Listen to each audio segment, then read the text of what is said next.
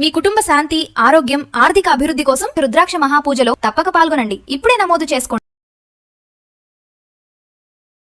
నమస్తే, welcome back to Suman TV. Present మనతో పాటు ఉన్నారు అనలిస్ట్ మందర కృష్ణారెడ్డి గారు. నమస్తే సార్. నమస్తే అమ్మ. సార్, తెలంగాణలో జూన్ 2న 2 లక్షల మందికి కొత్త పెన్షన్స్ ఇవ్వడం అనేది చేస్తామని రాష్ట్ర ప్రభుత్వం కీలక ఆదేశాలు జారీ చేసింది.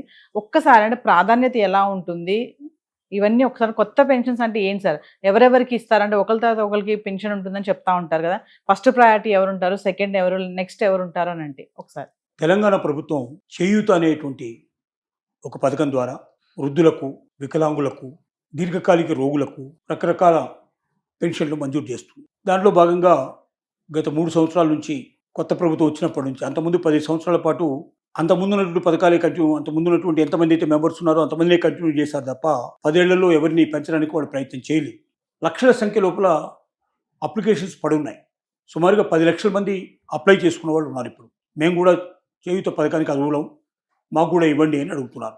అందుకు గాను వాళ్ళ నుంచి ఒక 2 లక్షల మందిని సెలెక్ట్ చేయమని గ్రామీణాభివృద్ధి శాఖకు ప్రభుత్వం ఆర్డర్స్ పంపించింది. తద్వారా ఆల్రెడీ అప్లికేషన్స్ ఏవైతే ఉన్నాయో వాటి ప్రాసెస్ చేసి ఈ 10 లక్షల మందిలో మోస్ట్ ఎవరు ఎక్కువగా పేదరికంలో ఉన్నారు, ఎవరు ఎక్కువ అర్హులు అని గమనించి రాష్ట్రాన్ని మొత్తానికి 2 లక్షల మందిని సెలెక్ట్ చేసి దీంట్లో కలిపినట్టయితే వెంటనే వారికి పెన్షన్ మంజూరు చేయాలని ప్రభుత్వం యొక్క ఆలోచన. అలా దీంట్లో ప్రయారిటీ కూడా ఇచ్చారు వాళ్ళు. అందరికన్నా ఎక్కువ వృద్ధులకు ముందు అవకాశాన్ని కల్పించండి, వికలాంగులకు అవకాశం కల్పించండి, తర్వాత మిగతా ప్రయారిటీస్ ఏవైతున్నాయో వాటిని చూసుకున్నాం. ముందర వీళ్ళకు ముందు ఎక్కువ అవకాశాలు కల్పించండి అంటే సెలక్షన్ లోపల ఈ 2 lakhs మెంబర్స్లో వీళ్ళు ముందు ఎక్కువ మంది ఉండేట్టుగా చూడండి అనేది చెప్పారు వాళ్ళు. ఈ సెలక్షన్ ప్రాసెస్ స్టార్ట్ అయింది. తొందరలోనే సెలక్షన్ పూర్తవుతుంది. ఒకసారి సెలక్షన్ పూర్తయినట్టయితే అక్కడి నుంచి ప్రభుత్వం ఈ పథకాలు అంటే ఈ 2 లక్షల మందిని కొత్తగా చేర్చుకొని ఇప్పటికే 43 లక్షల మంది సుమారుగా పొందుతున్నారు. వీళ్ళతో పాటుగా ఇప్పుడు ఈ కొత్తగా ఉండే వాళ్ళు 2 లక్షలు కూడా దాంట్లో జాయిన్ అయిపోయి వాళ్ళ మొత్తానికి ప్రతి నెల వాడికి ఎవ్రీ మంత్ కూడా వాళ్ళకి క్రమం తప్పకుండా ఈ పథకం ద్వారా వాళ్ళ కొంత డబ్బు వాళ్ళకి అందేటట్టుగా ప్రభుత్వం చేస్తుంది. తద్వారా వాళ్ళు ఇతరుల మీద ఆధారపడకుండా తమ జీవితాన్ని తాము కొనసాగించడానికి కొంత అవకాశం ఉంటుందనేది ప్రభుత్వం యొక్క ఆలోచన. ఇప్పుడు పిల్లలు వదిలిపెట్టి వెళ్ళిపోయారు, చాలామంది వృద్ధులు ఉన్నారు, వాళ్ళ పరిస్థితి ఏమిటి? ఇప్పటిదాకా ఏం చేస్తున్నారంటే భర్త చనిపోతే భార్యకి ఇస్తున్నారు, అంటే ఆ పెన్షన్ ఇద్దరిలో ఎవరికో ఒకరికి ఇస్తున్నారు. ఇప్పుడు పెన్షన్ ఒకరు చనిపోతే ఇంకొకరికి ఆ పెన్షన్ వచ్చేట్టుగా చేస్తున్నారు. అంతవరకే చేస్తున్నారు తప్ప కొత్త వాళ్ళకి పెన్షన్ ఇవ్వడం లేదు. ఇప్పుడు కొత్త వాళ్ళకు కూడా 2 లక్షల మందికి పెన్షన్ ఇవ్వాలనేది ఆలోచన. కాబట్టి ఇది బాగా ప్రజలకు వెళ్ళే అవకాశం ఉంది. ప్రజల్లో ఇంకా కొంచెం ఆశ కలిగే అవకాశం ఉంది.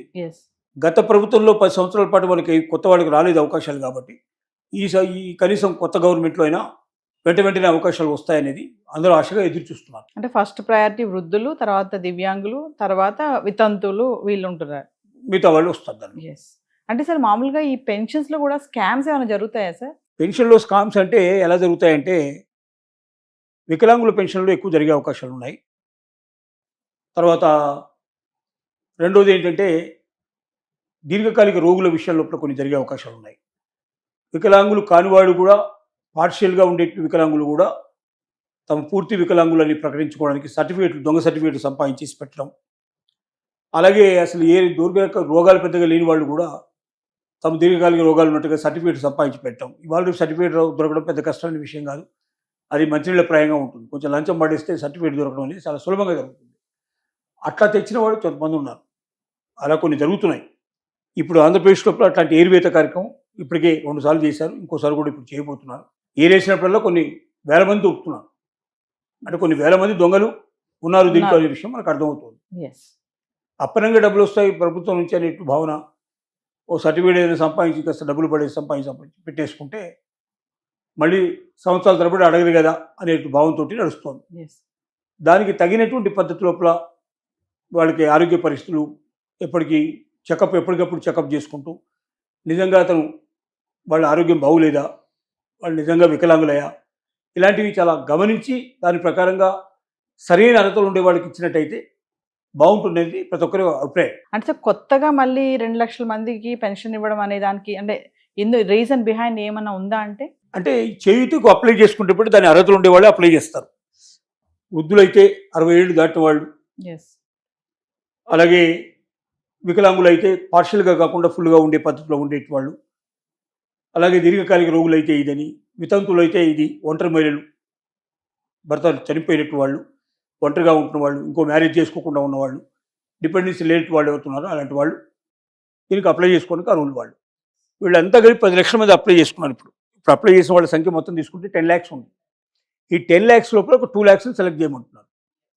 వాటిలో ప్రియారిటీ బేస్ అంటే ఎక్కువగా ముందు వృద్ధులకు ఎక్కువ ప్రాముఖ్యత ఇవ్వండి, తర్వాత మీరు వికలాంగులకు ఇవ్వండి, ఆ తర్వాత ఇట్లా మెల్లగా ప్రయారిటీస్ అన్ని గవర్నమెంట్ తెలియజేస్తుంది. ఎస్. ఏదేమైనప్పటికీ ఇది ఏంటంటే ఏమీ లేని వాళ్ళకి కొంత జీవన మార్గం, ఇంకోరి మీద ఆధారపడకుండా, పిల్లలు లేరు, ఎవరి మీద ఆధారపడే పరిస్థితి లేదు, అడుగు తినకుండా కాస్త కూస్త అమౌంట్ వస్తే దాంతో జీవితం గడపచ్చు. పల్లెటూరులో అయితే ఇల్లు కంపల్సరీగా ఉండే అవకాశం ఉంటుంది. సొంత ఇంట్లో 3,000 వచ్చినా 5,000 వచ్చినా కొంతవరకు చదువుకొని పోయి బతకడానికి అవకాశం ఉంటుందని వాళ్ళ ఉద్దేశం. Thank you sir.